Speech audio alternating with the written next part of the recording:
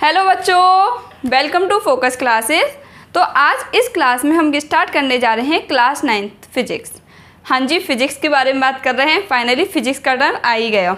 तो अब नई एनर्जी के साथ एक नया चैप्टर आज हम स्टार्ट करेंगे जिसका नाम है मोशन।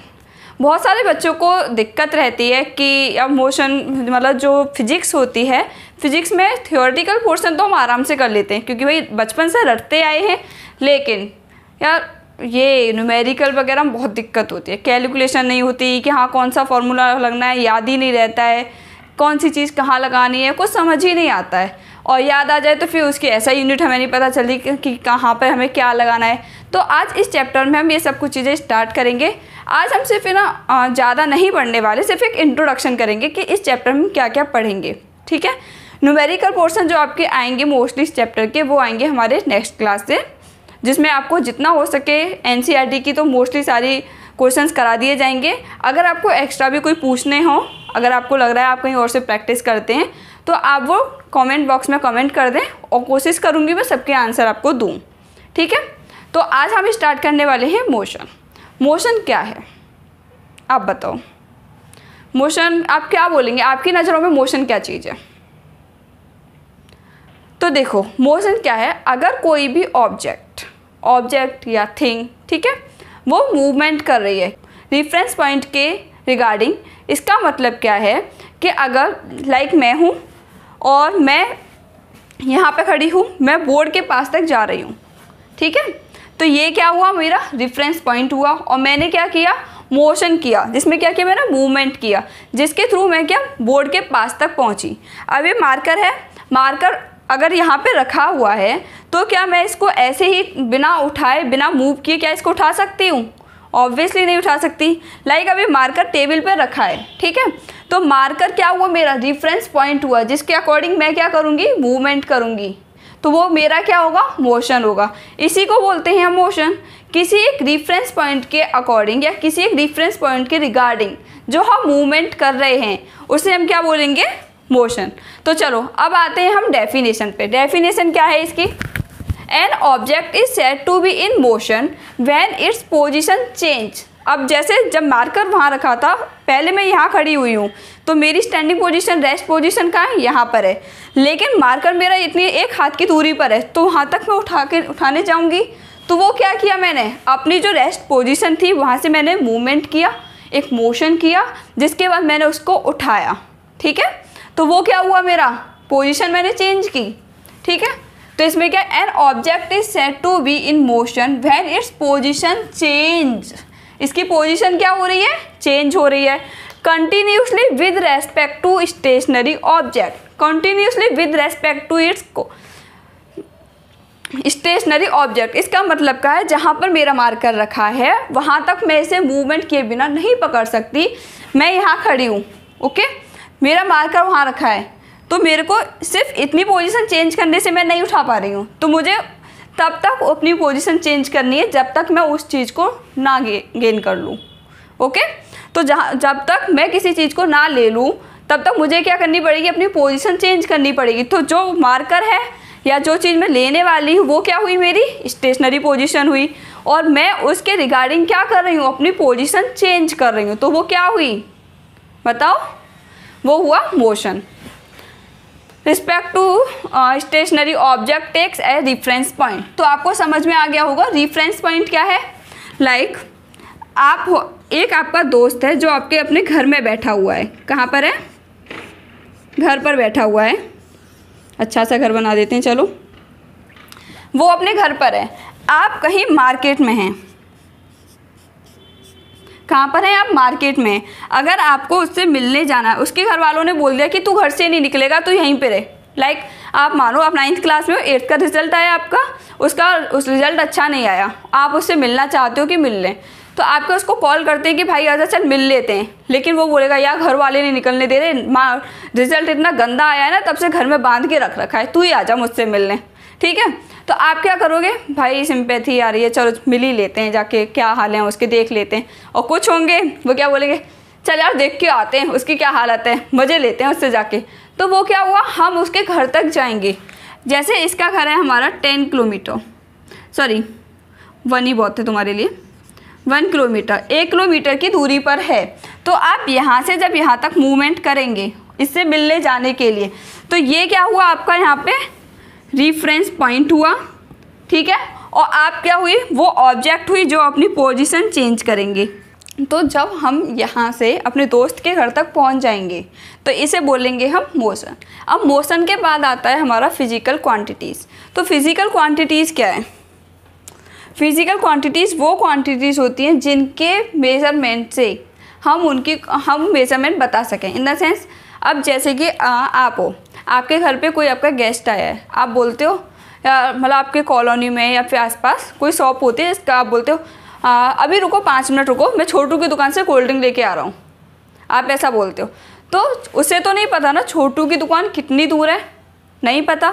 या फिर आपको कहीं अपने दोस्त के यहाँ जाना, आप बोलते हो कि मुझे अपने दोस्त के यहाँ जाना है, बस आया और गया। वो कैसे बताएगा कि आप कितनी देर में आ जाओगे? नहीं बता सकते ना, क्योंकि उसे पता ही नहीं एक्चुअल में कि आपके दोस्त का घर कितना दूर है, अब वो कितना किलोमीटर है या फिर आपका एक घर छोड़ के ही है, नहीं बता सकता। तो इसका जो मेज़रमेंट करेंगे हम उसको बोलते हैं फिजिकल क्वांटिटीज़। अब किसी भी चीज़ का कितना दूर हो या फिर कोई, अब आपको बोले 10-15 किलो का आपको कट्टा उठा के दे देंगे, भाई इसे उठाओ, क्या तुम उठा पाओगे? आप बोलोगे यार इतना भारी। आप पहले ना एक हैवी सी चीज़ आपको दिखे भारी भरकम, लेकिन एक्चुअल में वो ना मतलब ऐसे रद्दी वाले जो पेपर्स होते हैं ना उनकी बनी हो, आप आराम से उठा लोगे, लेकिन दिखने में आपको लग रहा है यार बहुत भारी है।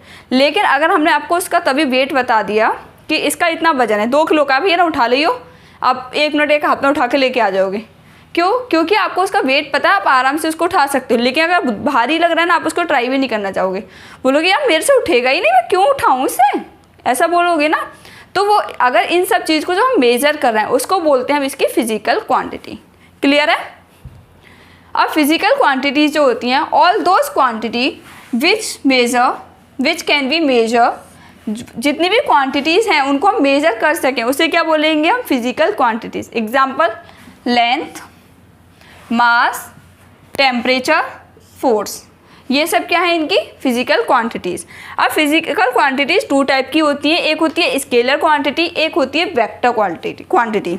तो स्केलर क्वांटिटी क्या होती है?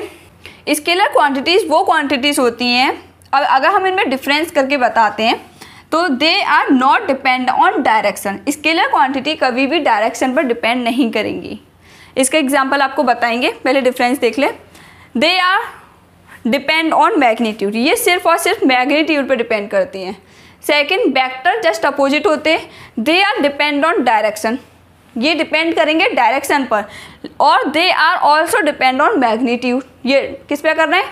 डायरेक्शन पर भी कर रहे हैं और मैग्नीट्यूड पे भी कर रहे हैं। इसका एग्जांपल है फोर्स और इसका एग्जांपल है length, time and mass. Like scalar quantity, आपका ये मार्कर है, मार्कर को अगर हम यहाँ से मेजर करना स्टार्ट करते हैं इस पॉइंट से यहाँ तक, ठीक है, तो लाइक इसका हम जो मेजरमेंट आता है वो 10 सेंटीमीटर, और अगर हम यहाँ से स्टार्ट करें और यहाँ तक तो भी हमारा आ रहा है 10 सेंटीमीटर। इसका मतलब क्या है? हम इसे यहाँ से मेज़र करें या फिर हम यहाँ से मेज़र करें, इसमें हमारा लेंथ हमारी 10 सेंटीमीटर ही आई। तो ये क्या हुआ? डायरेक्शन पे डिपेंड नहीं किया, हमने इधर से भी इसको वो कर सकते हैं और इधर से भी मेज़र कर सकते हैं। तो ये क्या हुआ? डायरेक्शन पे डिपेंड नहीं करेगा, लेकिन इसके मैग्नीट्यूड पे ये डिपेंड किया, हमने मेज़र किया ना, तो ये क्या किया? इसके मैग्नीट्यूड पे डिपेंड किया, लेकिन डायरेक्शन पर डिपेंड नहीं करता। कौन? Scalar quantity. एग्जांपल समझ में आ गया? Length, mass and time. Clear है? अब बात करते हैं हम वेक्टर की। तो they are depend on direction and also depend on magnitude. इसका मतलब क्या है? अब देखो,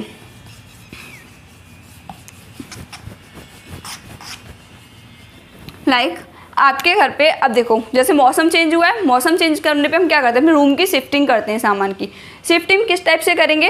लाइक आपका जो बेड है उसे हम कोशिश करते हैं कूलर की साइड लगाएं या ऐसी जगह लगाएं जहां हमें ज़्यादा से ज़्यादा हवा मिले। तो हमारा रूम है, रूम में हमारा बेड पड़ा है बिल्कुल सेंटर पे, कूलर है हमारा यहाँ पर, ठीक है। तो हम क्या करेंगे? एक तुम्हारा भाई खड़ा हो गया यहाँ पर, तुम खड़े हो गए यहाँ पर। अब बोलो कि ये जो बेड है इसको हमें ना लाइक इधर करना है, ठीक है, या फिर ये मान लो ये सेंटर में बेड, एक इधर से, चलो इधर ही मानो आप, 1 मिनट सॉरी, आपको इसे इधर खिसकाना है या एक डायरेक्शन में खिसकाने की कोशिश करनी है।